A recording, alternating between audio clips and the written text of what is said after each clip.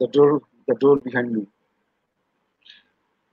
সুপ্রিয় দর্শক, অংশুমালী আয়োজিত লাইভ অনুষ্ঠান ক্ষণকালে আপনাদের স্বাগত। আজকে আমাদের সঙ্গে আছেন দেশের খ্যাত সাহিত্যজন, কবি, গদ্যকার, অনুবাদক রাজু আলাউদ্দিন। রাজু আলাউদ্দিন, আপনাকে স্বাগত ক্ষণকালী স্টুডিওতে। অনেক ধন্যবাদ কাকন, আমাকে আমন্ত্রণ জানাবার জন্য। ধন্যবাদ রাজু ভাই। তো আলাপ শুরু করার আগে রাজু আলাউদ্দিন সম্পর্কে একটু জানিয়ে নিই। এই ফাঁকে যারা আমাদের দর্শক আছেন বা যারা দেখছেন বা রাজু ভাইও আছেন, আমাদের অনুষ্ঠানটা আমরা শেয়ার করে দিতে পারি ফেসবুক পেজে। রাজু আলাউদ্দিন সম্পর্কে একটু জানিয়ে রাখি। উনি মূলত কবিতার একটা অংশ, যেটাকে ন্যানো কাব্যতত্ত্ব বলে, তার জনক হিসাবে বলা হয় তাকে। তিনি কবিতা শুরু করেছেন এবং অন্য ভাষায়, বিশেষ করে স্প্যানিশ অঞ্চলের ভাষায় তার পারদর্শিতা, অনুবাদক হিসাবে কাজ করতে তাকে উৎসাহিত করেছে। সম্ভবত, যেটা আমরা রাজু ভাইয়ের সাথে কথা বলে জেনে নেব, তার চমৎকার সাবলীল অনুবাদ রয়েছে। গ্রিক কবি, জার্মান কবির থেকে শুরু করে টেড হুয়েজের মতো ব্রিটিশ কবিদের অনুবাদ করেছেন তিনি। মেহিকান মনীষা বা মেহিকান যারা মনীষী আছেন তাদের প্রবন্ধগুলো উনি অনুবাদ করেছেন। তার অনেক কাজ আছে সাহিত্যের ক্ষেত্রে, সেগুলো নিয়ে আজকে কথা বলবো আমরা। রাজু ভাই, আলাপচারিতায় ফিরি। আসুন শুরু করা যাক। তো রাজু ভাই, আমরা যে প্রশ্নটা সাধারণত আমি করি প্রথমেই, সেটা হলো, আপনার তো বিচরণ অনেকগুলো জায়গায়। আপনি কবিতা লিখছেন, আপনি প্রবন্ধ লিখছেন, আপনি অনুবাদ করছেন। তো অনুবাদ এক ভাষায় না, বিভিন্ন ভাষার কবি এবং যারা সাহিত্যজন আছে তাদের লিখা অনুবাদ করছেন আপনি। এই যে বিভিন্ন ধারা, এর মধ্যে কোনটায় বেশি স্বাচ্ছন্দ্য বোধ করেন আপনি, রাজু ভাই? ধন্যবাদ কাকন, সুন্দর প্রশ্ন করার জন্য। এক হলো, আসলে এটা কি বলে, নির্দিষ্ট করে বলা খুব কঠিন যে কোন মাধ্যমে আমি স্বাচ্ছন্দ্য বোধ করি। ব্যাপারটা এভাবে বলা যায়, আমি যখন যেই মাধ্যমে কাজ করি সেটাতেই আমি স্বাচ্ছন্দ্য বোধ করি।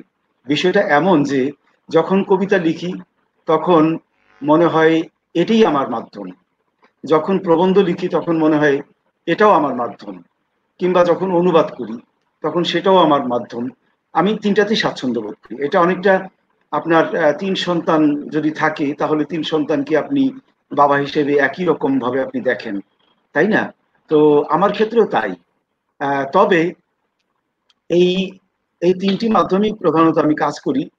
এর মধ্যে আমি মনে করি যে মূলত যদি পরিচয়ের কথা যদি বলেন, আমি কবি পরিচয়টাকে বেশি গুরুত্বের সঙ্গে দেখি, এই জন্যে যে যদি কবি না হতাম বা কবিতার প্রতি আমার যদি অনুরাগ না জন্মাতো তাহলে হয়তো অনুবাদও আমি এতটা উৎসাহ বোধ করতাম না, কিংবা প্রবন্ধ লেখাতেও করতাম না। কারণ হচ্ছে যে এই প্রবন্ধ লেখা হচ্ছে যে আমি কবিতা ভালোবাসি বা কবিতাকে কিভাবে দেখি বা কিভাবে আমি অনুভব করতে চাই, সেই বিষয়গুলোই আসলে প্রবন্ধে কোনো না কোনো ভাবে ভিন্ন কোনো কবি সম্পর্কে বলার ছলায় কিংবা উছিলায় যেভাবেই বলি সেই জিনিসটাই বলি। ফলে এটা একরকম আমার মানে কাব্য প্রীতিরই আরেকটি ধরন আপনি যদি বলতে চান আর কি।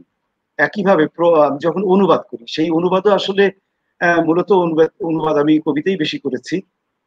তো সেই কবিতা যেমন ভলতেয়ার একটা কথা বলেছিলেন যে আমরা যখন কাউকে অনুবাদ করি, কোনো কবির কবিতা যখন আমরা অনুবাদ করি তখন সেটা হচ্ছে আসলে বন্ধু নির্বাচনের মতো। আপনি যেমন বন্ধু নির্বাচন করেন, ঠিক কবিতার অনুবাদের ক্ষেত্রেও ব্যাপারটা একই রকম দাঁড়ায়।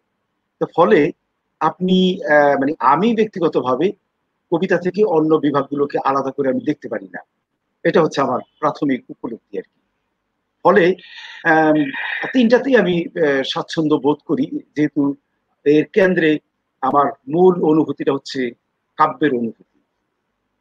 বুঝতে পারলাম কিনা আমি জানি না কাকন। জি রাজু ভাই, আমরা বুঝতে পেরেছি যে আপনি তিন ধারাতেই মূলত স্বাচ্ছন্দ্য বোধ করেন এবং মূল জিনিসটা আপনার কবিতার প্রতি অনুরাগ থেকে এসেছে। এটাই একদম আমাদের একেবারে কাছে মেসেজটা হয়তো আমাদের কাছে তাই। তো জি রাজু ভাইয়া আর কথা বলি, আপনি তো বোর্হেসের মতো স্প্যানিশ কবি, যিনি আর্জেন্টিনীয় একজন ছিলেন, তাকে অনুবাদ করেছেন। এটা আসলে জি বোর্হেসকে অনুবাদ করা একটা কঠিন ব্যাপার। এটা সহজে এটা কেউ মানে এই দিকে যায় না। এখানে আপনি কেন গেলেন? বোর্হেস আপনার কাছে এত ভালো লাগলো কেন, রাজু ভাই?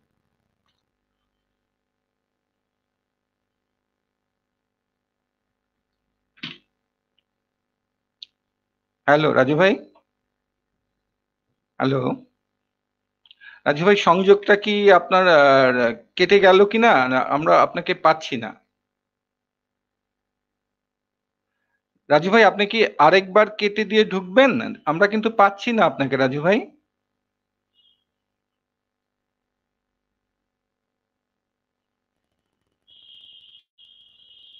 হ্যালো রাজু ভাই। দর্শক, খুব সম্ভবত আমাদের সংযোগটা বিচ্ছিন্ন হয়ে গেছে রাজু ভাইয়ের সাথে। আমরা আবার যাচ্ছি, হয়তো কোনো কারণে সংযোগটা বিচ্ছিন্ন হয়েছে। আমরা আবার চলে যাবো, আবার সংযোগ পেলে কথা বলবো রাজু ভাইয়ের সাথে। রাজু ভাইয়ের সাথে কথা বলার আগে, কথা শুরু হওয়ার আগে আরেকটু বলে নিই। রাজু ভাই জার্মান কবি গের্গ ট্র্যাকলের কবিতা অনুবাদ করেছেন স্প্যানিশ কবি বোর্হেসের কবিতা।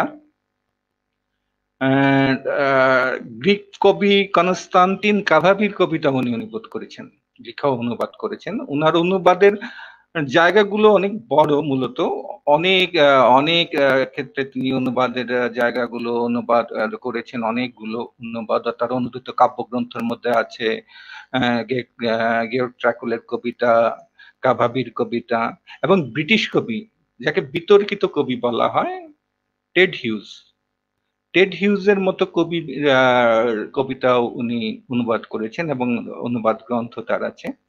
তার সাক্ষাৎকার গ্রন্থ আছে কিছু। সেই গ্রন্থগুলোর মধ্যে রয়েছে সাক্ষাৎকার, কথোপকথন, অনুদিত কথা সমগ্র ইত্যাদি সব। সংকলন, সম্পাদনা ও অনুবাদ এর মধ্যে রয়েছে তার মেহিকানো লেখকদের প্রবন্ধ সংকলন একটা। বোর্হেসের নির্বাচিত গল্পেও, হোর্হে লুইস বোর্হেসের নির্বাচিত গল্পও উনি অনুবাদ করেছেন, যেটা বই হিসেবে প্রকাশিত হয়েছে। হোর্হে লুইসের নির্বাচিত সাক্ষাৎকার, বোর্হেসের নির্বাচিত প্রবন্ধ, অভিভাষণ করেছেন তিনি। প্রবন্ধ মধ্যে রবীন্দ্রনাথ অন্য ভাষায় অন্য আলোয় এ নামেও তার বই আছে, তিনি প্রবন্ধ লিখেছেন মারিও, তার বই আছে মারিও বার্গাস জোসার জীবন ও মিথ্যার সত্য, নিচের মহল, উপন্যাসের অনুবাদ আছে মারিও আসুয়ার, আর অনেক বই আছে ওনার। রাজু ভাই ফিরছেন আবার? হ্যাঁ রাজু, কাকন, হ্যাঁ কাকন সরি, হ্যাঁ আমার কেটে গিয়েছিল। আমার হ্যাঁ আমার না পাওয়ার কি পাওয়ার ডিসকানেক্ট হয়ে গিয়েছিল। যাক এখন বুঝতে পেরেছি। সৌভাগ্যক্রমে এখন আবার, হ্যাঁ থ্যাংক ইউ, সরি, জি আমি জি দুঃখিত। জি, আমরা কথা বলছিলাম আপনার বই সম্পর্কে। আপনি যতক্ষণ ছিলেন না আপনার অনুবাদ গ্রন্থ নিয়ে আমি কথা বলছিলাম আর কি, আচ্ছা রাজু ভাই। আচ্ছা আচ্ছা তো আচ্ছা আপনি এখন এসেছেন, বোর্হেসের কথাটা শুরু করি। আপনি কেন তাকে এত এইভাবে পছন্দ করলেন, এবং তাকে নিয়ে আপনার আরো লেখা আছে যেটা বিভিন্ন গণমাধ্যমে প্রকাশ পেয়েছে। বোর্হেস প্রীতিটা আমরা একটু জানতে চাচ্ছিলাম রাজু ভাই। আচ্ছা, হ্যাঁ বলুন, আপনার প্রশ্নটা বলুন তাহলে। বোর্হেস কেন আপনি বেছে নিলেন, আপনার এত প্রিয় হয়ে উঠলো কেন, সেটা জানতে চাচ্ছি। আচ্ছা আচ্ছা আচ্ছা, হ্যাঁ আচ্ছা, আমি আবার আরেকটা বিষয় একটু পরিষ্কারও করে দিই, সেটা হলো যে যে কোনো কারণেই হোক, হয়তো বোর্হেস নিয়ে বেশি লিখেছি বা বোর্হেস অনুবাদ করেছি বলে আমাকে বোর্হেসের সঙ্গেই শুধু মিলিয়ে দেখা হয়। কিন্তু আপনারা তো ভালো করেই জানেন যে আমার পক্ষপাত শুধুমাত্র বোর্হেসের দিকেই নয়, আরো অনেক লেখক আছেন যাদেরকে আমি পছন্দ করি, যাদের আমি অনুবাদও করেছি। এমনকি অনুবাদ করিনি এমন লেখকও আমার পছন্দের তালিকায় আছে। এখন কথা হলো যে বোর্হেসের প্রতি আমার পক্ষপাতের বিশেষ কোনো কারণ আছে কিনা, নিশ্চিতভাবেই আছে। এটা সত্য কথা যে বোরহেসের প্রতি যদি পক্ষপাত না থাকতো তাহলে আমি বোরহেস নিয়ে এত বছর কেন আমি এখনো লিপ্ত হয়ে আছি। এই পক্ষপাতের কারণটা আগে পরিষ্কার করি, সেটা হচ্ছে যে বোরহেস শুধুমাত্র লাতিন আমেরিকাতেই না, গোটা বিশ্ব সাহিত্যে খুবই ব্যতিক্রম ধর্মী একজন লেখক। আপনারা জানেন যে পৃথিবীতে অনেক মহৎ লেখক আছেন, বোরহেস নিজেও তাদের মতোই একজন মহৎ লেখক, কিন্তু হি ইজ পিকুলিয়ারলি গ্রেট রাইটার। এই পিকুলিয়ারলি শব্দটা আমি বলছি এই জন্য যে ওর মধ্যে দিয়ে তার আরেকটি বৈশিষ্ট্য স্পষ্ট হয়ে উঠবে। অনেক লেখক আছেন যেমন তিনি হয়তো ধরেন ঠিক আগের ধারারই হয়তো একটি মহত্তম রূপ বা মহত্তর একজন শিল্পী বা লেখক, কিন্তু বোরহেসের ক্ষেত্রে অনেকগুলো পিকুলিয়ার ঘটনা ঘটেছে। সেই ঘটনাগুলো হলো মানে ভাষার ক্ষেত্রে, তারপরে আপনার তার নন্দনতাত্ত্বিক অ্যাপ্রোচের ক্ষেত্রে, তারপরে আপনার গল্প বলার ক্ষেত্রে, বিষয়ের ক্ষেত্রে বহু জায়গাতে তার বিপ্লবী ভূমিকা আছে। যে কারণে লাতিন আমেরিকার আপনি জানেন তার একটা পরিচয় হচ্ছে রাজনৈতিকভাবে তাকে ডানপন্থী বলে মনে করা হয়, এবং সেটা সত্যিও তাই, উনি ডানপন্থী ছিলেন রাজনৈতিক অর্থে। কিন্তু অদ্ভুত ব্যাপার হলো যে লাতিন আমেরিকার যারা বামপন্থী লেখক, লাতিন আমেরিকার যারা ডানপন্থী লেখক, উভয় শিবিরের লোকরাই বোরহেসের প্রশংসায় পঞ্চমুখ, মানে বোরহেসকে এড়াতেও পারেন না। মানে এতটাই প্রবল তার স্বাতন্ত্র্য, এতই প্রবল তার মানে শক্তি। তো এখন কথা হলো যে এই মানুষটির লেখার কি এমন ধরন যেটা মানে আমাদেরকে আকৃষ্ট করতে পারে। বোরহেস স্প্যানিশ সাহিত্যে যাকে বলে, আমরা যেমন বাংলা ভাষায় আমরা খুব অলংকার প্রিয়, বিশেষণ প্রিয়, বোরহেস এই জায়গাগুলোতে বড় রকমের একটি ধাক্কা দিয়েছেন। মানে আপনার গল্প বলার ক্ষেত্রে, তারপরে ভাষার যেই পরিমিতি, যে সংযম, এবং আপনার নন্দনতাত্ত্বিক জায়গাগুলোতে যে আপনি যেই শব্দটি ব্যবহার করবেন সেই শব্দটি যেন যথাযথ শব্দ হয় এবং যথাস্থানে যেন সেই শব্দটির প্রয়োগ ঘটে। আমরা হয়তো একটা বেদনার একটা দৃশ্য আমরা আমরা বর্ণনা করছি, কিন্তু দৃশ্যের মধ্যে হয়তো বহু মানে আবেগ এবং আপনার মানে অশ্রু ঝরানোর মতো এমন সব বাক্য পুঞ্জে ভরা থাকবে সেই বর্ণনা, যে আপনাকে ইয়ে করে করবে। যেমন আমরা শরৎচন্দ্র সম্পর্কে পড়ি, শরৎচন্দ্র পড়তে গিয়ে অনেকে নাকি কেঁদে ফেলে, এবং এটা সত্যি, মানে তার সেই ভাষার মধ্যে সেই গুণ অবশ্যই ছিল।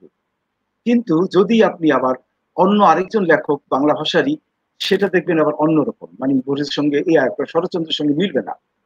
আমি বলতে চাচ্ছি যে বোরহেস এমন কতগুলো কাণ্ড করেছেন যেগুলো ভাষার ক্ষেত্রে আমাদেরকে সংযমী হতে শেখান, যথাযথ হতে শেখান, এবং যত রকমের অনাবশ্যক জিনিস আছে সেগুলোকে বর্জনের শিক্ষাটা আমাদেরকে দেন। দ্বিতীয়ত হলো তার বিষয়। আমি আমার আরেক প্রিয় লেখক মারিও ভার্গাস ইয়োসার একটা উদ্ধৃতি দিয়েই বলি যে উনি বলেছেন যে স্প্যানিশ ভাষায় যত শব্দ আছে, হ্যাঁ, সেই পরিমাণ হচ্ছে তার আইডিয়া। মানে এটা কিন্তু যে কোনো বড় লেখকের ক্ষেত্রে খুব কমই ঘটতে দেখা যায়। অনেক আইডিয়া থাকে কিন্তু এত প্রচুর তার এক একটি গল্প, তার কোনো কোনো গল্পের বাক্যের ভিতরে মানে আইডিয়া আপনাকে মানে তাড়িত না করে পারবে না, এমন সব ব্যাপার আছে। তারপরে ধরেন আরেকটা যেটা খুব গুরুত্বপূর্ণ, যে ইউরোপীয় লেখকদের তুলনায় তিনি কেন আমার কাছে বেশি বেশি মানে প্রিয়, সেটা হচ্ছে আপনি যখন কোনো ইউরোপীয় লেখকের চোখ দিয়ে আপনি যখন কোনো কিছু দেখবেন, এই জগৎকে দেখবেন, সেই দেখার মধ্যে তার তার নিজের মতো করে একটা সমগ্রতা অবশ্যই থাকে। কিন্তু আমি যখন বোরহেসের চোখ দিয়ে দেখি, তখন শুধু আমি একটি ইউরোপীয় চোখ দিয়ে একটি জগৎকে আমি দেখি না, আমি দেখি গোটা বিশ্বের এক সামগ্রিক জগৎ। সেটা কেন? সেটা হচ্ছে প্রথমত আপনি জানেন যে তার পাণ্ডিত্য ছিল সীমাহীন পাণ্ডিত্য, মানে আমরা কল্পনাও করতে পারবো না তার কি পরিমাণ। উনি জানতেন প্রায় 6-7টা ভাষা জানতেন, এবং সেই সব ভাষার জ্ঞান বিজ্ঞান সম্পর্কে তো জানতেনই, এমন সব বিষয় জানতেন যেগুলো আমরা সাধারণত ওগুলোকে গুরুত্বপূর্ণ মনে করি না কিংবা ফিরেও তাকাই না, এমন সব বিষয়, মানে তার বিচরণ এমন সব জায়গাগুলো। এর ফলে হয়তো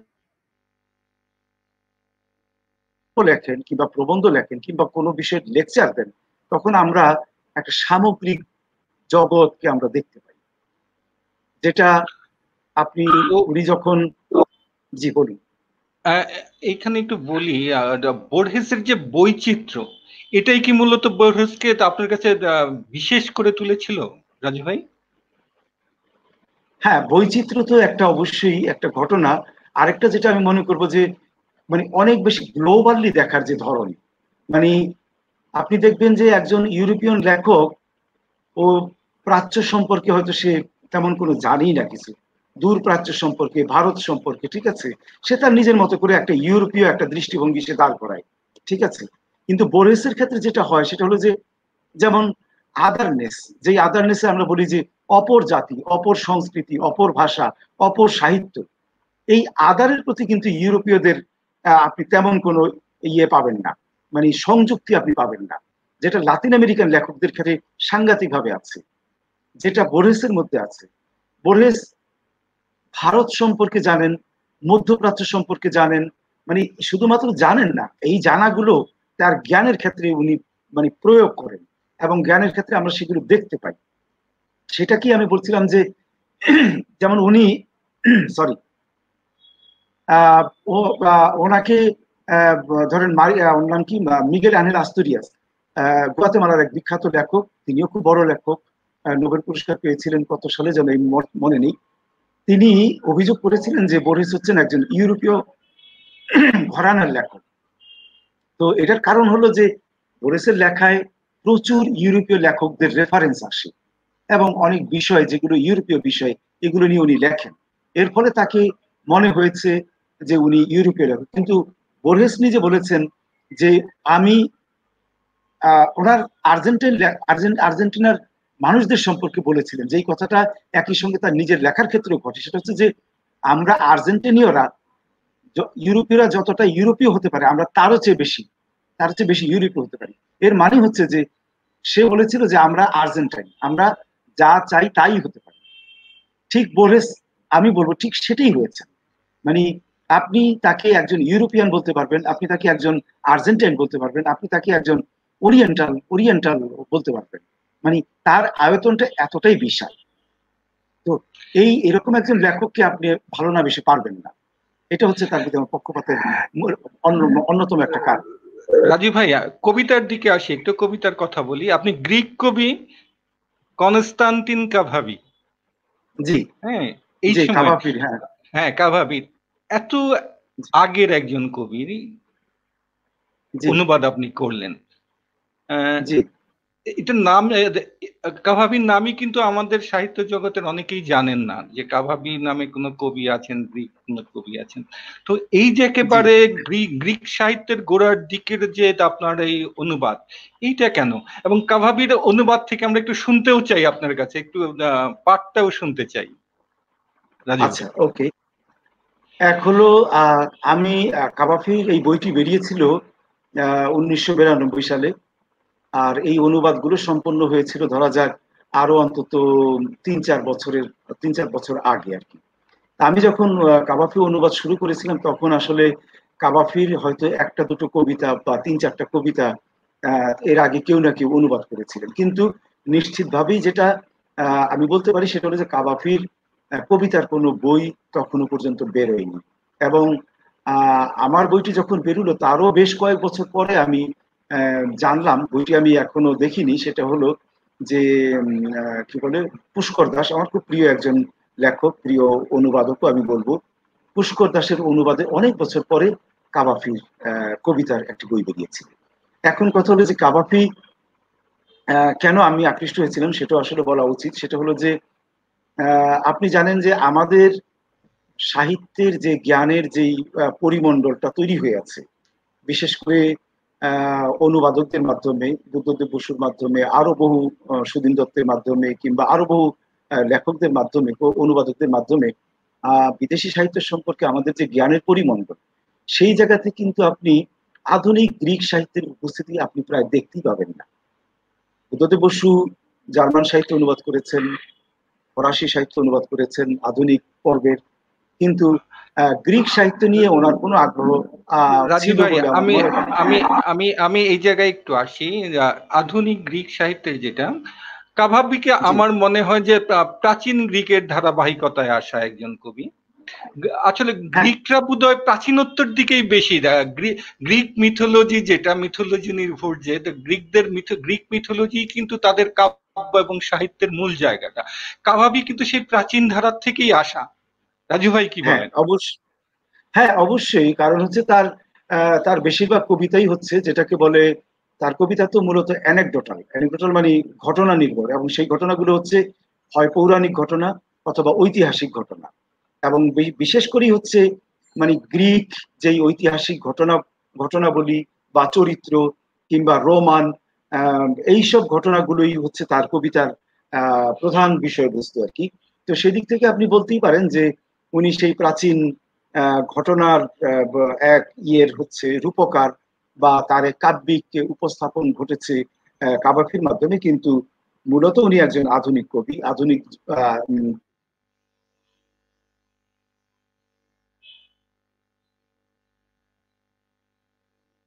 দর্শক, আবার আমি যে, আমরা বোধহয়, হ্যাঁ রাজু ভাই বলুন। হ্যাঁ, হ্যাঁ তো আমাকে যেটা আকৃষ্ট করেছিল সেটা হলো যে প্রথমত গ্রিক সাহিত্য সম্পর্কে আমাদের আগ্রহ ছিল না। আমি সেই জায়গাটিকে আগ্রহের জায়গায় পাঠকদের সামনে তুলে ধরতে চেয়েছি। দ্বিতীয়ত কেন কাবাফি, আরো তো অনেকে ছিল।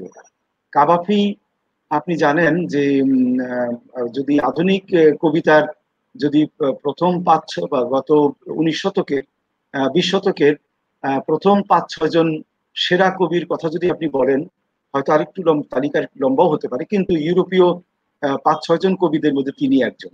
আপনার ধরেন এলিয়েট বলেন, তারপরে ফের্নান্দো পেসোয়া বলেন, কিংবা ধরেন এমনকি তাকে কখনো কখনো কাফকার সাথেও তুলনা করা হয়, মানে উচ্চতার দিক থেকে আর কি, মৌলিকতার দিক থেকে ওইভাবে তুলনা করা হয়।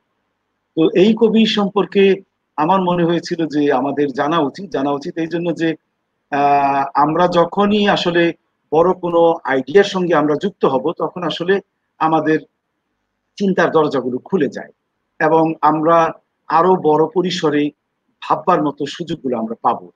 তো এই কারণেই আসলে কাবাফিকে আমি বেছে নিয়েছিলাম, এবং দেখলাম যে কাবাফি সম্পর্কে আমাদের আসলেই কোনো আগ্রহের জায়গা তখনো পর্যন্ত তৈরি হয়নি। এটাই ছিল তো কাবাফির প্রতি আকৃষ্ট হওয়ার আমার মূল কারণ।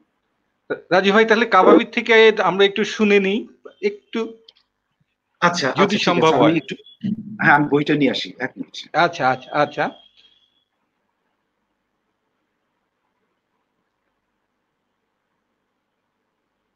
দর্শক,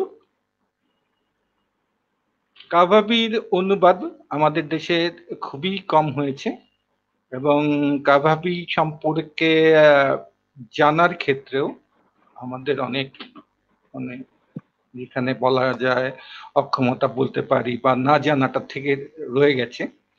সেক্ষেত্রে রাজু ভাই আমাদের এই কাভাবির এই অভাবের জায়গাটা পূরণ করেছেন।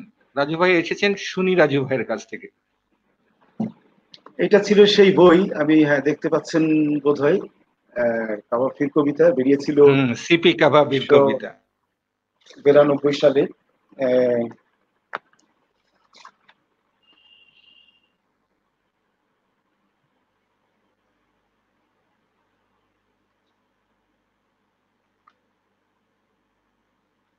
আচ্ছা, একটি ছোট্ট কবিতাই শোনাই। এইটা খুব বিখ্যাত কবিতা, বহু উদ্ধৃত, বহুল পরিচিত একটি কবিতা। এটার নাম হচ্ছে শহর। ওকে, দুটো চরিত্র আর কি। প্রথম চরিত্র বলছে যে তুমি বললে চলে যাব অন্য কোথাও, অন্য কোনো সমুদ্রে চলে যাব, খুঁজে পাবো এর চেয়ে ভালো এক শহর কোথাও। এ অবধি যা কিছুই চেষ্টা করেছি সবই ব্যর্থতার গর্ভে লীন হয়ে গেছে। আমার হৃদয় আজ সমাহিত সবের মতন। আর কতকাল বলো আমার ভাবনাগুলো এইভাবে নিঃসঙ্গ কাটাবে দিনের পর দিন।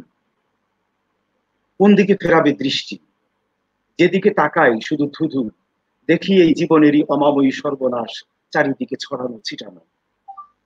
আর এইখানে দেখো আমার অনেকগুলো বছর কেটেছে নিষ্ফলা ফালতু অপচয়ে, ঝরে গেছে অনিবার্য পতনের দিকে।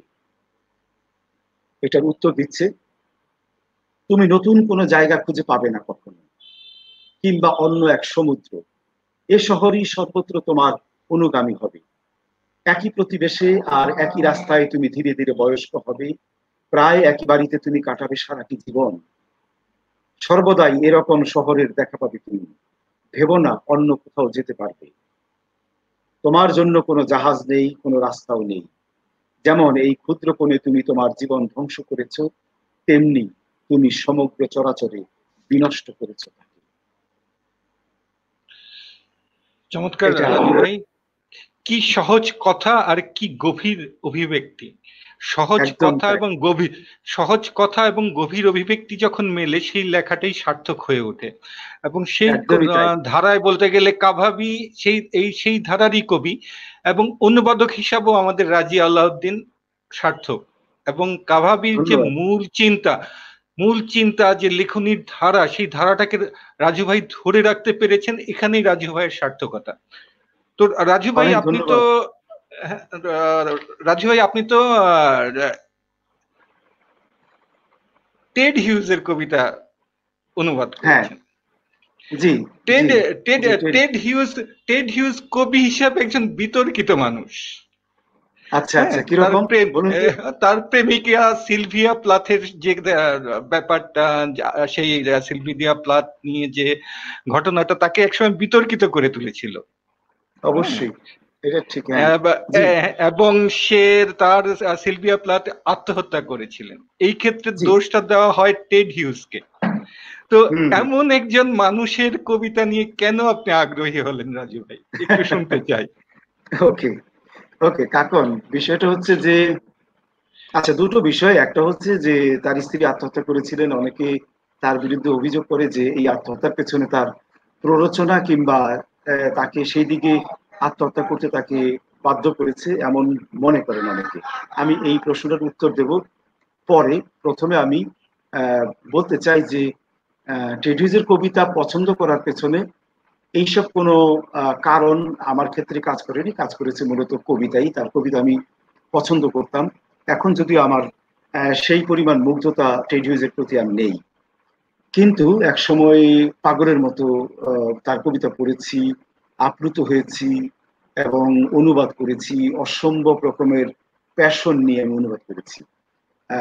এবং আমি মনে করি যে ইংরেজি সাহিত্যে তার কবিতা আলাদা ধরনের কবিতা, নিঃসন্দেহে আলাদা ধরনের কবিতা। যদিও আমি ওই রকম কবিতা এখন আর পছন্দ করি না, বা কমই পছন্দ করি, এভাবে বলা উচিত আর কি। তো তার কবিতার জায়গাগুলো তো আপনারা জানেনই যে ওনার কবিতাগুলো এক ধরনের প্রকল্প ভিত্তিক কবিতা। যেমন উনি হয়তো কাক নিয়ে লিখলেন, এবং তার কবিতা মূলতই হচ্ছে মানে প্রাণী।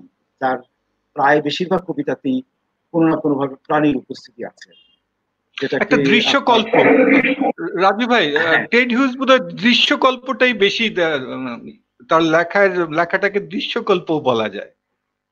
হ্যাঁ, সেটা আপনি অবশ্যই বলতে পারেন। এক ধরনের আলংকারিক বিচারের ক্ষেত্রে সেভাবে তো অবশ্যই বলা সম্ভব আর কি। আর আমি যদি বিষয়বস্তুর কথা বলি, তাহলে সেই বিষয়বস্তুর প্রধান ইয়ে হচ্ছে মূলত তার মানে এই যে এনিম্যাল ওয়ার্ল্ড আর কি। ঠিক আছে, এগুলো কি উনি প্রতিকায়িত করছেন কিংবা রূপকের মাধ্যমে উপস্থাপন করে আমাদের এই আধুনিক জীবন, মানুষের এই যে জীবন, সেগুলো কি উনি তুলে ধরছেন আর কি। আচ্ছা, এইটা হচ্ছে একটা দিক আর কি।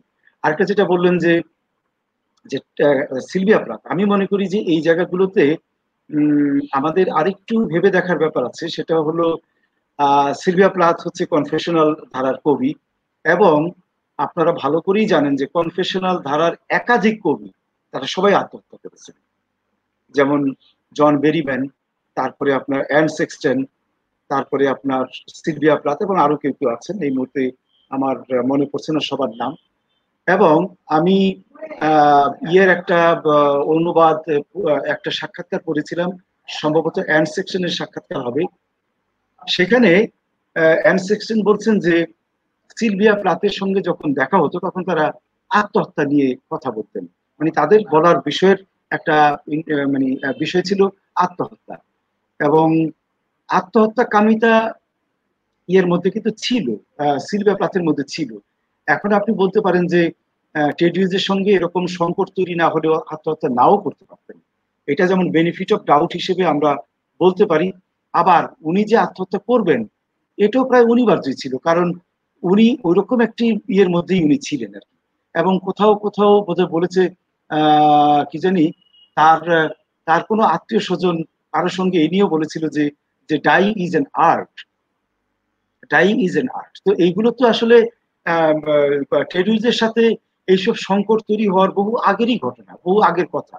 ফলে আমার মনে হয় রাজু ভাই, প্রতিটা মানুষই বোধহয় আত্মহত্যা প্রবণ, যেটা আপনার আমাদের মনোবিজ্ঞানও বলে যে এক ধরনের আত্মহত্যা প্রবণতা প্রতিটা মানুষের ভেতরই আছে। মানুষ সিগারেট খায় যে মারা যাবে বা অসুস্থ হবে জেনেও সিগারেট খায়, এটাও একটা আত্মহত্যা প্রবণতা। সিলভিয়া প্লাথরা যারা আছেন তারা বোধহয় এই ধারারই মানুষ।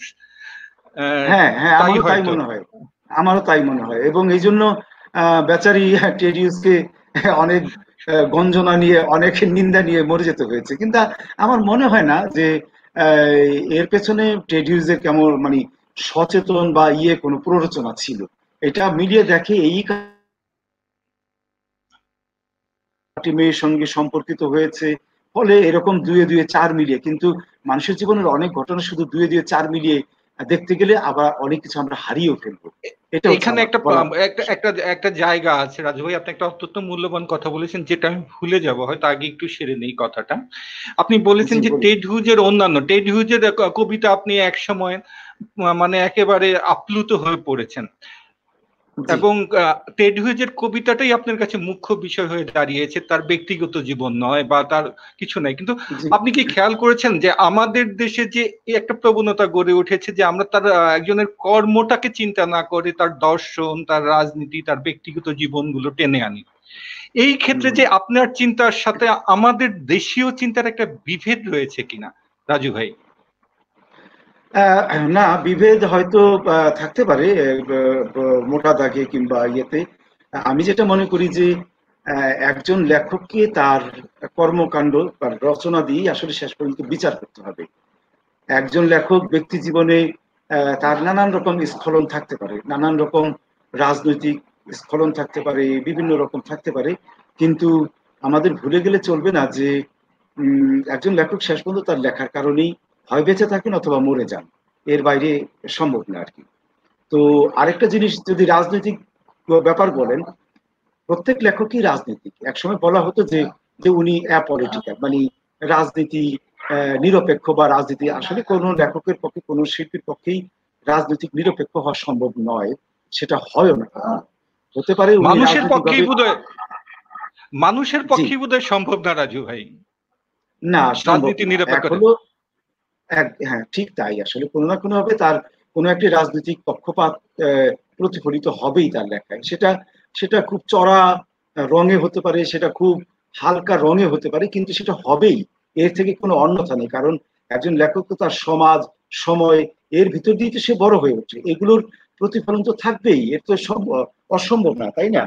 তো এখন কথা হলো যে রাজু ভাই, আপনি কিন্তু আরেকটা এই ক্ষেত্রে মূল্যবান কথা বলেছেন, বোর্হেসের কথা। উনি তো ডানপন্থী ছিলেন, এটা বলে হ্যাঁ হ্যাঁ, কিন্তু এই যে এই ক্ষেত্রে যে এই ডানপন্থী বামপন্থী, হ্যাঁ এটা কিন্তু খুব বেশি সমস্যা করে না, সে যদি ডগমাটিক না হয়, সে যদি মতান্ধ না হয়, তার ভিতর যদি ডগমাটিজম কাজ না করে। একদম ঠিকই বলেছেন এই কথাটা, এটা খুব গুরুত্বপূর্ণ যে এই যে এখনো ডগমাটিক আপনি যখন হয়ে যান, তখন আসলে একটি ছোট্ট কুঠুরির মধ্যে আপনি ঢুকে যান, সেই জায়গা থেকে আপনি আসলে বড় বা সামগ্রিক পরিসরটা আপনি দেখতে পান না। এই জন্য লেখকের ডগমাটিক হওয়া উচিত না, রাজনৈতিক তো হবেই, এমন সে যদি ডানপন্থী হয় তাতেও আমার কোনো অসুবিধা নেই। আমি শুধু দেখবো যে তার লেখার মধ্যে সে ডানপন্থী কিনা, সে লেখার মধ্যে ডগমাটিক কিনা, সে লেখার মধ্যে তার সংকীর্ণতা আছে কিনা, রাজনৈতিক সংকীর্ণতা হবে সেটাই, যেটাই হোক আর কি। যেমন বোরেসের আপনি এমন একটি পৃষ্ঠা খুঁজে পাবেন না যেইখানে তাকে ডানপন্থী বলা যেতে পারে, যেইখানে তাকে আপনার ইয়ে বলা যেতে পারে, কি বলে আপনার ওই যে ডগম্যাটিক বলা যেতে পারে। এই কারণে মানে বোরেস নিয়ে মানে বামপন্থী লেখকরা পর্যন্ত কি বলে প্রশংসা না করে পারে না, কারণ এমনকি বামপন্থী লেখকরা বলেছেন, যেমন আউগুস্তো রোয়া বাস্তোস, গুয়াতেমালার না, সরি, উনি হচ্ছেন আশেপাশের একটি দেশ, যাই হোক, উনি সরি, আইডা সুপ্রিম নামক বিখ্যাত এক উপন্যাসের লেখক। উনি বলেছেন তার লেখা হচ্ছে বিপ্লবী। তো একজন বামপন্থী লেখক বোরেসের লেখাকে বিপ্লবী বলে অভিহিত করছে। তো এর থেকে বোঝা যায় যে ওনার লেখার জায়গাগুলোতে উনি পরিষ্কার ছিলেন। উনি ডানপন্থী রাজনৈতিক বিবৃতি যখন দিয়েছেন, কেউ যখন সাক্ষাৎকার নিতে গিয়েছে, উনি অনেক এমন সব কথাবার্তা বলেছেন যেগুলো কোনো রাজনৈতিক বিচক্ষণতার পরিচয় দেয় না। কিন্তু তাতে কি আসে? আমি তো ব্যক্তি মানুষটিকে পড়ছি না, আমি পড়ছি লেখক, লেখক বলেছে। ঠিক একইভাবে ধরুন আল মাহমুদ নিয়ে অনেক সংকট তৈরি হয়েছে, এবং এই জন্য আল মাহমুদ নিজেই অনেক দায়ী। এবং তার অবশ্য তার কিছু কিছু লেখার মধ্যে কিছু ডগমাটিক ব্যাপারও আছে, আমি যেটা মনে করি আর কি, সেটা কবিতাতেও আছে, কিন্তু তার প্রথম দিককার কবিতার মধ্যে সেগুলো ছিল না। যেমন আমি তার প্রথম দিককার 3-4টি বইয়ের আমি খুবই খুবই অনুরাগী, যখনও পর্যন্ত উনি এইসব রাস্তা, পিচ্ছিল রাস্তাগুলোতে উনি যখনও প্রবেশ করেননি। তো এই হচ্ছে আমার বক্তব্য এই বিষয়ে। আচ্ছা রাজু ভাই, আমরা টেড হিউজ থেকে একটু আপনার অনুবাদ থেকে টেড হিউজকে শুনে আসি, একটু শুনে নেই। আচ্ছা, দাঁড়ান, আমাকে বইটা আনতে হবে, আমি আছি।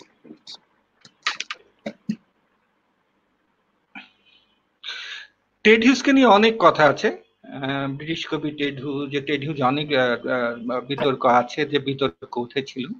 সিলভিয়া তার প্রেমিকা বা তার স্ত্রী, যেটাই আমরা বলি, সিলভিয়া প্লাথ আত্মহত্যা করেছিলেন এবং বলা হয়েছিল তার জন্য টেড হিউজ দায়ী। তো আমরা যতটুকু বুঝি যে একজন লেখক কখনো কাউকে আত্মহত্যায় প্ররোচনা করতে পারে না। এটা খুব রাজু ভাই চলে এসেছেন তার বই নিয়ে। এটা খুব সম্ভবত তার বিরুদ্ধে তার একটা অতি কথন ছিল। জি রাজু ভাই? হ্যাঁ হ্যাঁ, বলুন তো, হ্যাঁ, কি অতিকথন ছিল, একটু শুনতে চাই। তার বিরুদ্ধে এই যে সিলভিয়া প্লাথ নিয়ে কথাটা ছিল, এটা তার বিরুদ্ধে অতি কথন ছিল। খুব সম্ভবত এটা জেলাসির থেকে, ঈর্ষার থেকে, যেটা যুগে যুগে হয়ে এসেছে। এটা খুব সম্ভবত তার প্রতি যারা ঈর্ষা পরায়ণ ছিল, তারা বোধহয় চেষ্টা করেছে তাকে ভিক্টিমাইজ করতে, যে সিলভিয়া প্লাথের আত্মহত্যার জন্য দায়ী। রাজু ভাই আছেন? শুনি রাজু ভাই টেড হিউজ থেকে। হ্যাঁ, আমারও তাই ধারণা। আসলে এটা ওনাকে নানাভাবে অভিযুক্ত করা হয়েছে, কিন্তু আমার মনে হয় না এইসব নিয়ে অভিযোগ করার মতো আসলে তেমন কোনো অপরাধ উনি করেছেন বলে আমার মনে হয় না আর কি। আচ্ছা, আমি একটু খুঁজে বের করি যে কোনো একটা কবিতা, একটু আমাকে একটু সময় দিন। জি জি রাজু ভাই, আপনি সময় নিন, অসুবিধা নেই, আমরা অপেক্ষায় আছি আপনার কবিতা শোনার জন্য। জি,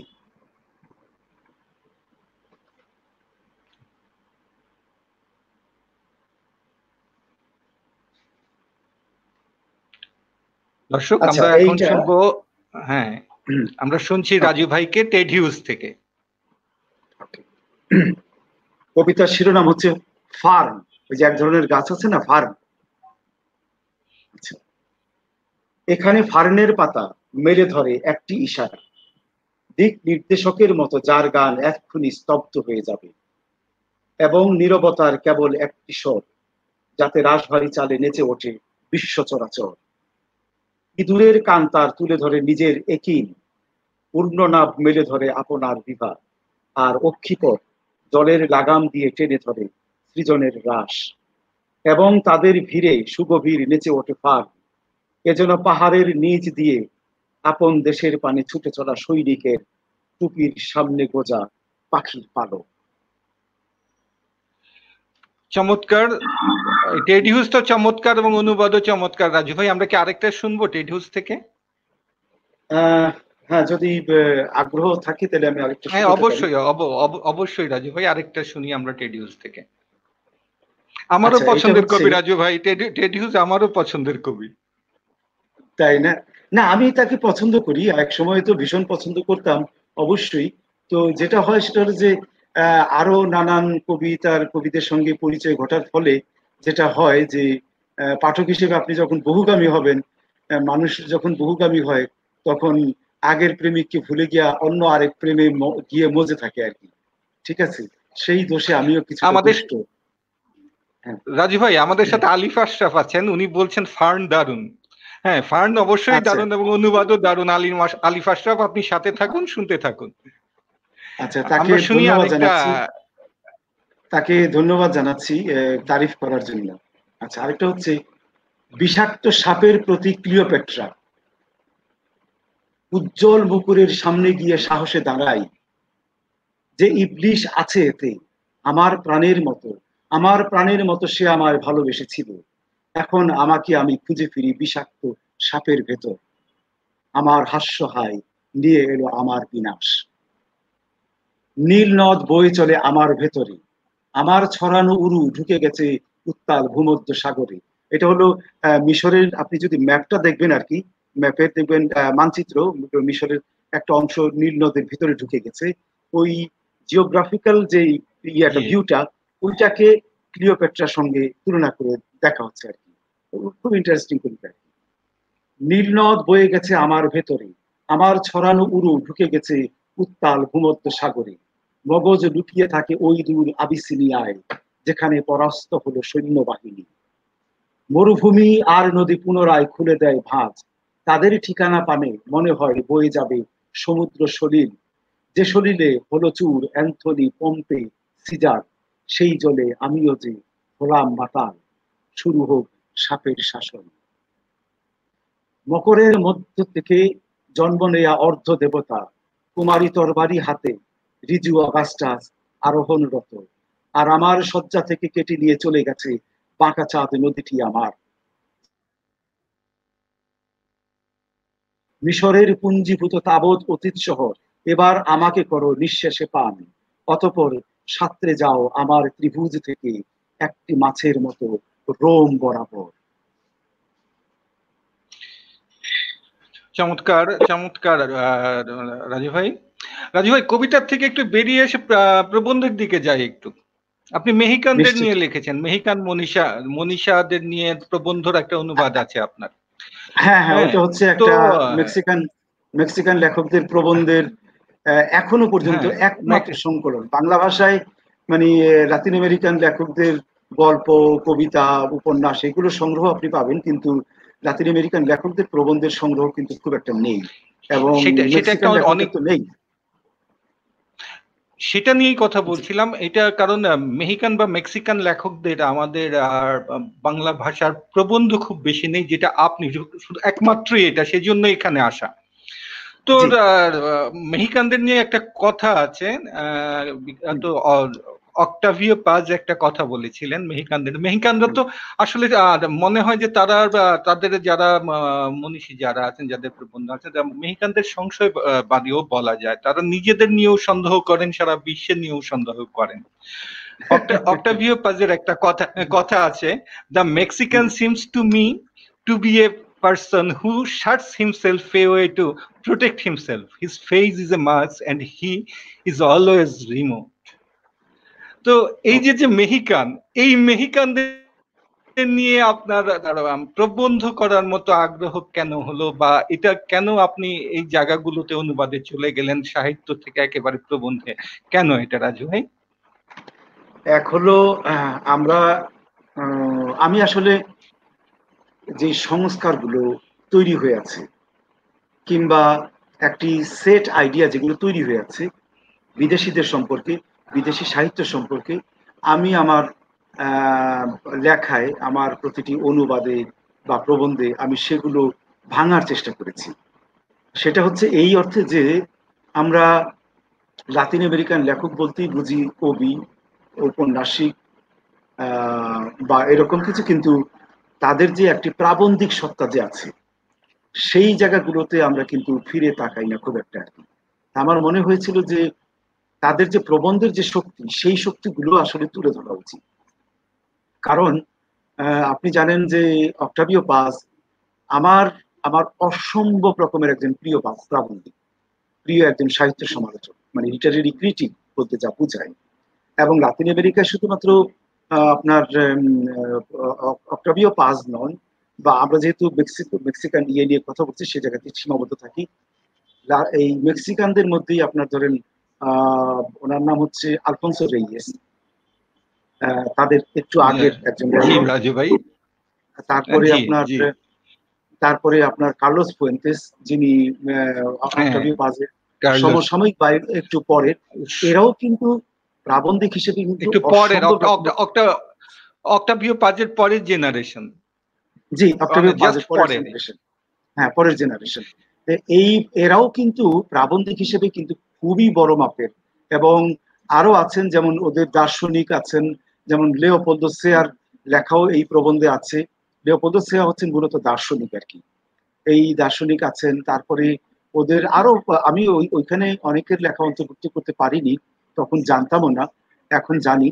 তো এরকম আরো অনেক আছে, কিন্তু আমি বলছিলাম যে ওদের মননের জায়গাটা, যে মননশীলতা, প্রবন্ধ হচ্ছে এমন একটি মাধ্যম যেটা মননশীলতাকে সরাসরি ধারণ করে, অনেক স্পষ্ট ভাবে ধারণ করে।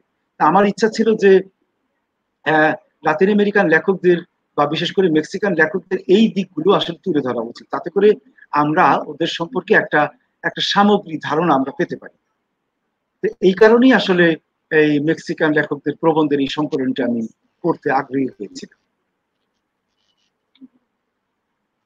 এবং আপনি জানেন যে আহ, অক্টাভিও পাজের যে প্রবন্ধের যে শক্তি, ওটা অতুলনীয়। আমি পৃথিবীতে ওনার মতো এত বড় প্রাবন্ধিক আমি দ্বিতীয়টি আর দেখতে পাই না। ওনার লেখার মধ্যে সব অক্টাভিও পাজের সবচেয়ে বড় ব্যাপারটা যেটা, যে উনি খুব সাবলীল এবং খুব সহজভাবে বোঝাতে পারেন, তার তার একদম। মেসেজটা পৌঁছাতে পারেন খুব ভালোভাবে। এইটা তার সবচেয়ে বড় শক্তি এই জায়গায়, যেটা যেটা অনেকের মধ্যে নাই, অনেকের মধ্যে নাই, যে মেসেজ পৌঁছানোর যে ক্ষমতাটা, একজন প্রাবন্ধিকের কাজ বা একজন লেখকের কাজ, একজন কবির কাজ মেসেজ পৌঁছানো, সেটাই অবশ্যই। সার্থক যিনি যে মেসেজটা মানুষের কাছে সহজভাবে পৌঁছাতে পারবেন। যেটা আমি আপনার সাথে এই আলোচনায় বসার আগে কিন্তু বলেছিলাম একটু ক্ষেত্রে, যে রাজু ভাই আপনার সাবলীলতা সম্পর্কে আমি জানি, এই কথাটা কিন্তু আমি বলেছিলাম রাজু ভাই, আপনার খেয়াল আছে জি কিনা, যে জি জি, জানি হ্যাঁ আপনি এই যে হ্যাঁ হ্যাঁ। অনুবাদের সাবলীলতা, আমি নিজেও ধরেন আমি গালিবের একজন ভক্ত। তো গালিবের আমার নিজস্ব কিছু অনুবাদ আছে, যদিও সেটা বই আকারে বা কোনো কিছু নাই। আমি গালিবকে আমার মতো করতে চেষ্টা করেছি, কিন্তু অনেকের ক্ষেত্রে দেখেছি বেশি অলংকারিক বা এত বেশি অলংকারিক করা হয়েছে, যেখানে নিরাভরণ সৌন্দর্যই যে মূল সৌন্দর্য সেই জায়গাটা থাকে না, যেটা রাজু আলাউদ্দিনের মধ্যে আছে, এবং রাজু আলাউদ্দিন এই ক্ষেত্রে সফল। তো রাজু ভাই, এখন আপনার কবিতায় চলে আসে, আপনার লেখায় চলে আসে, আপনার বই সম্পর্কে কথা বলুন, আপনার বই সম্পর্কে হ্যাঁ, শুনতে চাচ্ছি। অবশ্যই, হ্যাঁ বলুন। মানে একটু সুনির্দিষ্ট করে যদি বলেন তাহলে সুবিধা হয়, নিজের সুনির্দিষ্ট কিছু আমার কাছে। সুনির্দিষ্ট কিছু সুনির্দিষ্ট কিছু সুনির্দিষ্ট বলতে চাচ্ছি না, আপনি আপনার ইচ্ছা মতো আপনার জায়গা থেকে, আপনার ক্ষেত্রটা আপনাকে ছেড়ে দিলাম, আমি অন্যজনের ক্ষেত্রটা নিয়ে কথা বলেছি, আপনার ক্ষেত্রটা আপনাকে ছেড়ে দিলাম, আপনি আপনার পছন্দ থেকে কথা বলুন, আপনার পছন্দ থেকে পড়ুন রাজু ভাই। ওকে, ওকে, আমি একটা জিনিস বলতে চাই, সেটা হলো যে প্রবন্ধ নিয়েই যেহেতু কথা হচ্ছিল, আমাদের দেশের প্রবন্ধের জায়গাটা একটু ফিরে আসি। সেটা হচ্ছে যে আমাদের দেশে আপনি কবিতা বা গল্প বা উপন্যাসের তুলনায় প্রবন্ধ একটু, মানে প্রবন্ধ বেশ খানিকটা পিছিয়ে পিছিয়ে, এই অর্থে যে আমি যখন তুলনা করি মানে ইউরোপীয় প্রাবন্ধিকদের সঙ্গে কিংবা লাতিন আমেরিকান প্রাবন্ধিকদের সঙ্গে, সেই তুলনায় আমাদের প্রবন্ধের একটা পশ্চাৎপদতা আছে। সেটা হলো, সেই পশ্চাৎপদতার জায়গাটা হচ্ছে মানে গণনের অভাব, পাণ্ডিত্যের অভাব। কিন্তু আবার এই এই ভাষাতেই আমরা অসাধারণ কিছু প্রাবন্ধিক পেয়েছিলাম এক সময়। কিন্তু এখন কিন্তু একটা বেশ, আমি মনে করি যে সংকট, মানে আপনি ভালো প্রাবন্ধিক, বিশেষ করে লিটারেরি ক্রিটিক এখন জীবিত, আহ, খুব লিটারেরি বড় কোনো ক্রিটিক মানে আমাদের বাংলাদেশে আমি অন্তত দেখতে পাই না আর কি। এটা আমাদের জন্য খুব বড় একটা মানে সংকটের কাল বলে আমি মনে করি। এবং আমি আহ, কি যেটাকে বলবো যে ভাষার ক্ষেত্রে, তারপরে আপনার প্রবন্ধ মানে কিন্তু খুব সিরিয়াস একটা জায়গা। আমরা এটা যেন মনে না করি আমাদের কতগুলো কুসংস্কার আছে, আমরা বলি যে কবিতা হচ্ছে সাহিত্যের একটি মৌলিক বা সৃজনশীল জায়গা, বা উপন্যাসকে, গল্পকে, প্রবন্ধকে আমরা সেভাবে দেখি না। আমরা এই না দেখার ফলেই এই সংকটগুলো হয়েছে কিনা আমি জানি না। অনেকে আপনি দেখবেন যে প্রবন্ধে খুব একটা আগ্রহ মানে দেখান না, লেখায়, প্রবন্ধ লেখার ক্ষেত্রে, এবং সেটাকে খুব গুরুত্বপূর্ণ মাধ্যম বলে মনেও করেন না। আমি মনে করি যে এটা এক ধরনের মানে সাহিত্যের একটি বর্ণবাদ। এটা থেকে আমাদের মুক্ত হওয়া উচিত। প্রবন্ধের জায়গায় আমি আমার পরের জেনারেশন যারা আছেন, যারা আমি বলবো যে তারা যেন আরো সিরিয়াস। আপনি দেখবেন জীবনানন্দ দাশের মতো সমৃদ্ধ লেখক সমৃদ্ধ রাজু ভাই, আমি একটু মাঝখানে কথা বলি, আপনার কাছ থেকে ক্ষমা চেয়ে নিয়ে, যে না বলুন। সমৃদ্ধ সাহিত্য আলোচনা যেটা বলে, হ্যাঁ, সমৃদ্ধ সাহিত্য আলোচনা যেটা বলে, সেটা কিন্তু আমাদের, আপনার কথাটা সত্যি, এটার অভাব কিন্তু আমাদের মধ্যে আমরা বরাবরই অনুভব করি। আমরা যে সাহিত্য সমালোচনাগুলো দেখছি বেশিরভাগের ক্ষেত্রেই, যে এটা মানে করা লাগে জেনতেন প্রকারে করে ফেলাটাই এখন হচ্ছে। আমাদের প্রবন্ধ হচ্ছে, রাজনৈতিক প্রবন্ধ হচ্ছে, অন্য কিছু হচ্ছে, কিন্তু সাহিত্যের ক্ষেত্রে প্রবন্ধে আমরা অনেকটাই পিছিয়ে, রাজু। হ্যাঁ, এটাই আপনি বলছেন এবং এটাই আমরা শুনতে চাচ্ছিলাম আর কি। হ্যাঁ, আমি এটাই বলতে যাচ্ছিলাম, সেটা হচ্ছে যে প্রবন্ধকে অত হেলাফেলা ভাবে দেখার মানে কোনো সুযোগ নেই।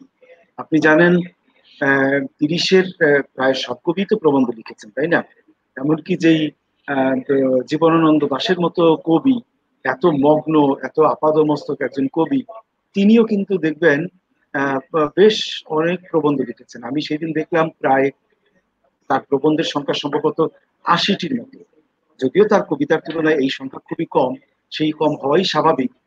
মানে উনি যদি প্রবন্ধ নাও লিখতেন তাতেও মানে তার কাব্যখ্যাতি বা কাব্য পরিচিতির কোনোই হেরফের হতো না। কিন্তু আমি যেটা বলতে চাচ্ছি সেটা হচ্ছে যে ওনার মতো এত মগ্ন কবিকেও প্রবন্ধ লিখতে হয়েছিল, দায় বোধ করেছিলেন, লেখার দায় বোধ করেছিলেন। সুধীন দত্তের কবি প্রবন্ধ তো আপনারা জানেনই। বুদ্ধদেবের কথা নাই বা বললাম, যার রচনার পরিমাণ, প্রবন্ধের পরিমাণ বিপুল। এবং আপনি দেখবেন বাংলা ভাষার প্রধান যিনি কবি, প্রধান রবীন্দ্রনাথের তার রচনার বিপুল একটি অংশই হচ্ছে তার প্রবন্ধ। ফলে এটা খুব সাংঘাতিক ব্যাপার যে আমরা এই প্রবন্ধের এই জায়গাটিকে সিরিয়াসলি আমরা নিচ্ছি না। হ্যাঁ, এটা আমি মনে করি যে তরুণদের আরেকটু সচেতন হওয়া উচিত এই বিষয়ে।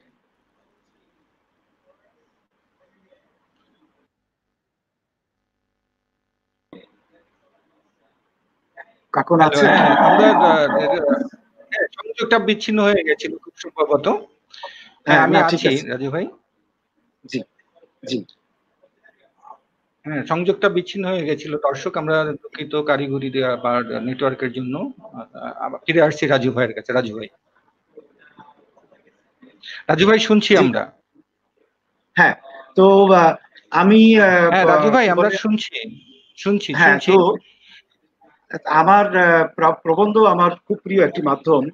এবং এবং আমি বলবো যে কবিতার প্রতি আমার যে ভালোবাসা তৈরি হয়েছে সেটার পেছনে প্রবন্ধের ভূমিকা বিশাল। এবং এটা শুধুমাত্র আমার ক্ষেত্রেই নয়, আমি মনে করি যে আমরা যারা বাংলা ভাষায় কবিতা লিখছি, আমরা স্বীকার করি বা না করি, কিন্তু আমাদের মনের মধ্যে তো এই কথাগুলো সবসময় গুঞ্জরিত হয় যে যদি বুদ্ধদেব বসুর এইসব ভূমিকা এবং প্রবন্ধ যদি না পড়তাম, তাহলে কিন্তু এই কবিতার প্রতি আমাদের ভালোবাসাকে এমন ভাবে আমরা মানে তৈরি করতে পারতাম না, ভালোবাসা তৈরি হতো না। এই জন্য কিন্তু এই বুদ্ধদেব বসুর প্রবন্ধগুলো বিরাট ভূমিকা। শুধু বুদ্ধদেব বসু না, আরো অনেকে আছেন। সেটা বুদ্ধদেব বসুর আগের প্রাবন্ধিকরা আছেন, তার পরের প্রাবন্ধিকও বড় বড় লেখকরা আছেন, কবিরা যারা লিখেছেন প্রবন্ধ। তো ফলে আমি মনে করি যে প্রবন্ধ মানে প্রবন্ধ তো আসলে কবিতার মানে এমন একটি যদি সেটা কবিতা বিষয়ক প্রবন্ধ হয়, আমি বলবো সেটা হচ্ছে যে কবিতা থেকে বিচ্ছিন্ন করে দেখার কোনো উপায় নেই। ওই কবিতারই আসলে অন্য একটি, নাকি আসলে রূপ, কবিতার, হ্যাঁ হ্যাঁ হ্যাঁ, একটা কবিতার রূপ। আরেকটা রূপই বলা যায়। হ্যাঁ হ্যাঁ, রূপ। এবং রাজু ভাই, এবং অনেক আমাদের সময় আমাদের আমরা কিন্তু সময়ের শেষে চলে এসেছি রাজু ভাই। আমরা প্রায় এক আচ্ছা, ঘন্টার মতো কথা বলেছি আমাদের। হ্যাঁ, আচ্ছা, এখন আমরা চলে যাব প্রবন্ধ থেকে রাজু ভাইয়ের আকাঙ্ক্ষার মানচিত্র গোপনে এঁকেছি, রাজু ভাইয়ের কবিতার বই। আচ্ছা। জি, জি, আমার একমাত্র এটার কবিতার বই। সম্পর্কে জানবো এবং এটা থেকে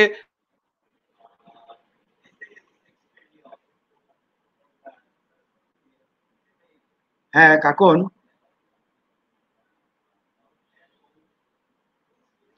হ্যালো।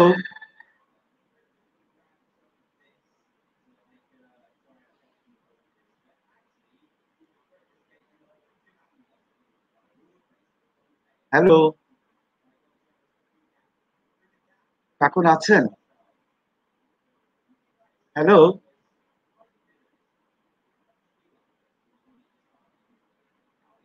হ্যাঁ কাকুন, আপনাকে দেখতে পাচ্ছি কিন্তু কিছু শুনতে পাচ্ছি না। রাজু ভাই, আবার আমাদের সংযোগটা বিচ্ছিন্ন হয়ে গেছিল, আচ্ছা, আবার হ্যাঁ, ফিরেছি আমরা। হ্যাঁ আবার হ্যাঁ, ফিরেছি, হ্যাঁ। হুম, হ্যাঁ, তো আমরা ওই আপনার কবিতার বই থেকে আলোচনাটা শুনতে চাচ্ছি, আপনার একমাত্র বই সম্পর্কে জানতে চাচ্ছি। হ্যাঁ, হুম, হুম, হুম, আকাঙ্ক্ষার আচ্ছা, ওকে, মানচিত্র গোপনে গোপনে এঁকেছি। হ্যাঁ, এটা হ্যাঁ, সম্পর্কে জানতে জি, চাচ্ছি এবং এটা থেকে শুনতে চাচ্ছি রাজু ভাই। ওকে। এটা আমার একমাত্র কাব্যগ্রন্থ, এবং আহ, একটু সুখের খবরও একটু বলে রাখি, যদিও এটি আমার একমাত্র, কিন্তু ইতিমধ্যেই এটি স্প্যানিশ ভাষী অনুবাদক কর্তৃক স্প্যানিশ ভাষী একটি দেশ থেকে প্রকাশিত হয়েছে স্প্যানিশ অনুবাদে। এটা আমার জন্য একটু শ্লাঘার বিষয়, এবং আমি মনে করি যে আপনি জানেন যে আহ, রবীন্দ্রনাথের সঙ্গে তুলনা করার জন্য বলছি না, শুধু ঐতিহাসিক তথ্য হিসেবে শুধু বলি যে রবীন্দ্রনাথের পরে লাতিন আমেরিকান লেখক কর্তৃক অনুদিত, লাতিন আমেরিকান কোন দেশ থেকে প্রকাশিত বা স্প্যানিশ ভাষায় প্রকাশিত কোন দেশ থেকে এটি হচ্ছে দ্বিতীয় কোন কাব্যগ্রন্থ। ফলে আমার একটু আনন্দই হয় যে রবীন্দ্রনাথের সঙ্গে প্রতিভায় তো আর সেই উচ্চতায় যেতে পারবো না, অন্তত এই একটি ঐতিহাসিক ঘটনায় যদি তার সঙ্গে সঙ্গে তার সঙ্গে মানে সমান্তরাল হতে পারি, তো আমি এই জন্য খুবই গর্ব বোধ করি। তো যাই হোক, সেটা হলো কবিতা তো আমার আসলে কেন্দ্র। আমি অন্য যে মাধ্যমেই কাজ করি না কেন সেগুলোকে আমি বলি যে আপনি রাজধানী থেকে আপনি মাঝে মধ্যে বেড়াতে যাচ্ছেন, কিন্তু আপনাকে আবার রাজধানীতে ফিরে থাকতে হয়। কবিতা হচ্ছে আমার সেই রাজধানী, এবং এটি আমার একমাত্র কাব্যগ্রন্থ হলেও যদিও এটি বেরিয়েছে অনেক অনেক পরে। আমি তো লিখতে শুরু করেছি আসলে 80-র দশক থেকে কবিতা লিখতে শুরু করেছি, কিন্তু নানা কারণে আমার কবিতার বই বেরিয়েছে অনেক পরে আর কি। তো আমার আমি কি বলে নানান রকম কবিতা আমি লিখতে চেষ্টা করেছি, এবং সেটা বিষয়ের দিক থেকে হোক, তারপরে প্রকরণের দিক থেকে হোক। যারা পড়েছেন আমার এই কবিতা গ্রন্থটি, আপনারা দেখবেন যে এর মধ্যে নানান রকম প্রবণতার একটি মানে আপনার স্রোতের একটি ঘূর্ণি স্রোতের মধ্যে আছে আর কি। এবং আমি অনেকে আমার বন্ধু বান্ধবরা বলেন, পাঠকরাও কেউ কেউ বলেন যে কবিতায় আমার আরো সময় দেওয়া উচিত ছিল, আসলেই দেওয়া উচিত ছিল। কিন্তু আমার যেহেতু আরো অন্য কিছু বিষয়ের প্রতি আমার টান আগ্রহ থাকে বলে আমি লিখতে পারিনি বেশি। তো এখন আমি আবার একটু কবিতায় ফিরে এসেছি, কবিতা লিখছি, আবার নতুন করে লিখছি। তো আমি যদি অনুমতি দেন তাহলে আমি আম, একটা দুটো কবিতা, যেহেতু সময় শেষ তাই না, আপনি বলবেন কাকন আহ, যে অবশ্যই অবশ্যই আমরা শুনতে চাচ্ছি রাজু ভাই, আপনার কবিতা আমরা শুনতে চাচ্ছি, অপেক্ষায় আছি। ওকে, ঠিক আছে তাহলে আমার একটি কবিতা দিয়েই শুরু করি, যেটি অনেকেই এই কবিতাটির প্রশংসা করেন। সেটা হলো আমি যত দূরে যাই তুমি আমার পৃথিবী।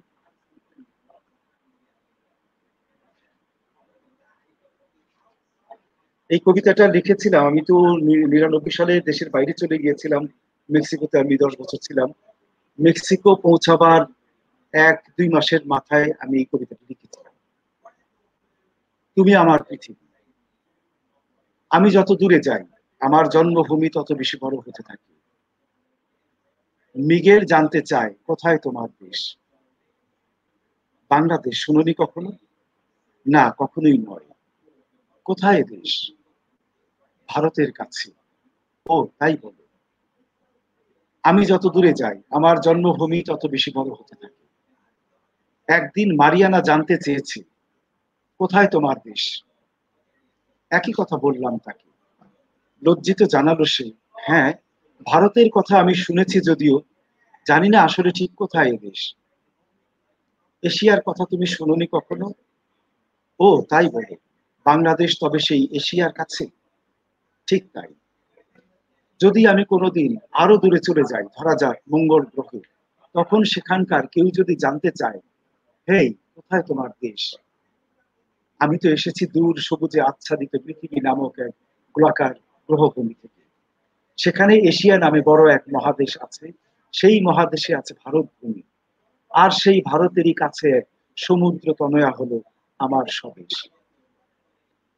আমি যত দূরে যাই আমার জন্মভূমি তত বেশি বড় হতে থাকে, বড় হতে হতে ক্রমে আমার নিকটে চলে আসে। যখন নিকটে আসে কানে কানে বলি তাকে, যত ছোট মনে হয় তুমি তত ছোট নও, শোনো তুমি পৃথিবীর যে কোনো দেশের মতো বড়, তুমি এই পৃথিবীর মতো, তুমি আমার পৃথিবী। চমৎকার কবিতা, এই তো কবিতার প্রশংসা হওয়ারই কথা। তো আরেকটাই যাই, আরেকটা শুনি, একটু আরেকটা সময় সময় হাতে আছে আছে তো? আমরা। হ্যাঁ, আরেকটা শুনি আমরা, তারপর আচ্ছা শেষ করি আমরা। আচ্ছা।